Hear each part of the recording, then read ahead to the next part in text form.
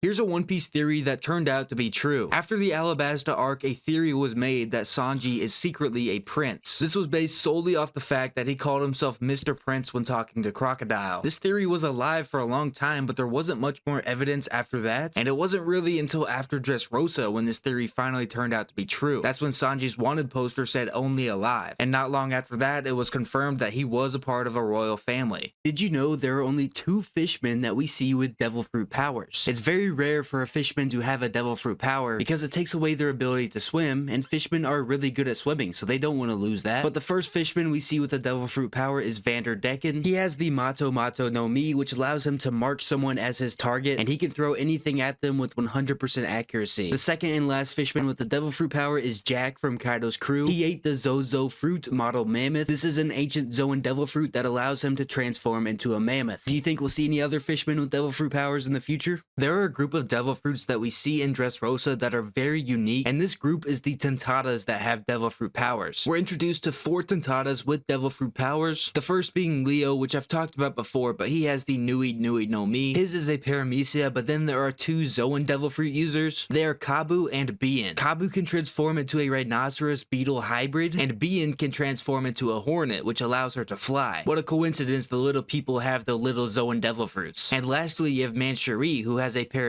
devil fruit power. She ate the Chiyu Chiyu no Mi, which gives her the ability to instantly heal any living being's injuries. That is a very powerful devil fruit. Fujitora became the 5th confirmed user of a supreme grade blade. These are the strongest swords in One Piece, and Zoro doesn't even have one of these. Fujitora's sword is called Yakuza Keisen, and it was made by Fugetsu Kisaburo from Wano. Oda answered this question recently in an SBS, but there are still 7 supreme grade blades that we have not seen yet. Do you remember Zoro and Luffy's insane 1v1 in Whiskey Peak? This all started because Zoro 1v100 all the Baroque Works members, and Luffy got mad because he thought they were good people. I mean, they fed him food, why wouldn't they be? So Luffy hit Zoro with a Gum Gum Bazooka, Zoro hit him with an Onigiri, and they were having a little fight until Nami put it to rest. She has advanced armament hockey when it comes to hitting the monster trio. Do you remember when Rayleigh stopped Marco with just 1 finger? This was during the Odin flashbacks, and this is like a welcome to the big leagues moment for Marco, because at this point he was just an apprentice on Whitebeard's crew, and he tried to attack the full-strength vice captain of the Pirate King. In no scenario was that going to go well for Marco, but honestly I respect him for even attempting to attack Rayleigh, even though Rayleigh brushed him off with ease. In almost every one of Luffy's fights, he is the good guy, and he's fighting the bad guy, someone who had hurt people or a country or something similar. But there's one fight where Luffy is really the villain, and that's his fight against Katakuri in Whole Cake Island. Luffy is the one that invaded their territory, and Katakuri is just defending his homeland. And you can argue Luffy had a reason because of Sanji, but Sanji said multiple times, "Don't come after me, I don't want to be on your crew anymore." So hypothetically, Luffy was the villain of this battle. A pretty unique devil fruit in One Piece is Bellamy's Bane Bane no Mi. This is a paramecia type devil fruit that allows him to transform the limbs of his body into springs. From what we see of Bellamy, most of the time it's just his legs he transforms, and he just bounces around the place. We see that in both Jaya and Dressrosa. He's able to gain a lot of speed to hit enemies with fast attacks and evade attacks. I feel like this devil fruit can do more than we've seen, but we'll never know because there's a good chance that Bellamy will never be seen in the story again. Looking back on it, it's kind of insane that the Straw Hats defeated CP9. CP9 is literally a secret government group that most people thought wasn't even real, and it's filled with people that are supposed to be really strong, but they get defeated by pre-time skip Straw Hats. Like, the Straw Hats were not that strong pre-time skip, let's be real. By the time we got to Enies Lobby, only Zoro and Luffy had any real feats. I just think it's kind of wild looking back on it. I think Blackbeard and Rocks are going to be a really big parallel by the end of One Piece. They already are, but once we get more information on Rocks, it will become a lot more noticeable. Both of them are evil members of the D clan that want to bring chaos into the world. They even had the same island as their base, Pirate Island. Similar to how Luffy will be the Roger of this generation, Blackbeard is going to be that Rocks of this generation. The biggest downfall of a character in One Piece is by far Gecko Moria. This guy fought Kaido for 3 whole days. We saw how many people it took to defeat Kaido, so Moria fighting him for 3 days and most likely pushing him to his limits is an insane feat, even if it's a younger Kaido. But it's just crazy how bad of a state he's in by the time we see him in Thriller Bark. After that fight, he became so lazy and stopped fighting for himself. Instead, he used his devil fruit power to fight for him. It's just unfortunate to see. The Oto Oto no Mi is by far one of the weirdest and most unique devil fruits. This is the paramecia devil fruit that is used by Apu. With this power, he's able to transform parts of his body into musical instruments and play them, but it's not just making sound. The sound that he plays has destructive effects. Depending on the tune that he plays, he can do physical strikes like punches and slashes. We see him use this on Luffy, Zoro, Killer, and Kid. However, there's a big downside to this devil fruit. It only works if his targets can actually hear him. So if his opponents cover their ears, it basically makes his devil fruit useless. Did you know that there's going to be a second One Piece anime of the same thing? That's right, we have One Piece as it is now, but in 2025, they're going to release the One Piece. This is a different anime adaptation of One Piece that's going to be released by Netflix. They've decided to remake One Piece because it's just too long, and they think that new people don't want to start the show because of that daunting amount of episodes, which it makes sense. 1100 episodes is a lot to get into. So Wit Studio is going to be the ones producing this remake, so the anime is going to be updated and there's going to be a lot of pacing issues that are fixed. And Wit Studio is a great studio, by the way. They are the ones that did Attack on Titan, Spy X Family, Vinland Saga, so this new adaptation is definitely something to be looking forward to. One of the biggest One Piece theories right now is that Shanks has an evil twin, and there are multiple clues that lead to this theory being potentially true. The first piece of evidence comes from episode 887 when Shanks talks to the Gorosei. All we get is this frame of Shanks, but there's something missing in this picture. The scar that's normally on his face is not there, and other times when Shanks has been drawn like this, the scar is visible, so it not being visible here is definitely intentional. And the next piece of evidence comes from this panel right here. This includes all of the Yonkos and other prominent characters like Sabo, Akainu, Imu, but let's zoom in on this mysterious character right here. The facial structure is similar to Shanks, but Shanks is already in the picture, so this could be Shanks' evil twin, meaning that there is an imposter among us. As you guys know, I make One Piece videos, and I will admit it, I am probably what you call a One Piece glazer. It's just an amazing piece of fiction, but I did decide to experiment outside the realm of One Piece, and I watched every 100th episode of Naruto with no context because I've never seen it before, and I posted a video about it. So if you like Naruto, maybe you'll like that video, but don't worry, I'm sticking to One Piece. Do you remember how Luffy got this scar under his left eye? It's okay if you forgot, it is only shown at the very beginning of One Piece, but the story starts when Luffy is a young child. He really wants to join Shanks' crew, and Shanks tells him that he has to be a tough pirate in order to do that. So in an attempt to show Shanks just how tough he is, Luffy decided to stab himself with a knife right under his eye. This resulted in that small scar that we can still see today, and Luffy's attempt at joining Shanks' crew unfortunately didn't work. One of the biggest questions I still have about One Piece is how in the world Doflamingo got another pair of glasses. We all saw it, Luffy crushed those things with his fist, so there's no way he could have fixed them, but how in the time from the end of that battle to being locked up in a marine ship did he manage to get a brand new set of glasses? Those things are fresh too, they are brand new. So who gave him these glasses, or is him looking cool just more important than keeping the story consistent? I just watched the second One Piece movie ever made. This is called the Clockwork Island Adventure, and it was made so long ago that there are only 5 members on the crew, Sanji being the most recent crew member. Overall impressions, the movie was pretty fun to watch. It's like watching a couple filler episodes. The plot isn't very strong. It's essentially like most other One Piece arcs. There's a group of pirates called the Card Pirates, and they took over the island and are now ruling it, and Luffy becomes determined to save the people in the country. I feel like I've seen that once or twice before, but it's pretty fun. The Going Merry gets stolen, Nami gets captured, and the villains are actually pretty interesting. So overall, I'm gonna rate it a 7 out of 10.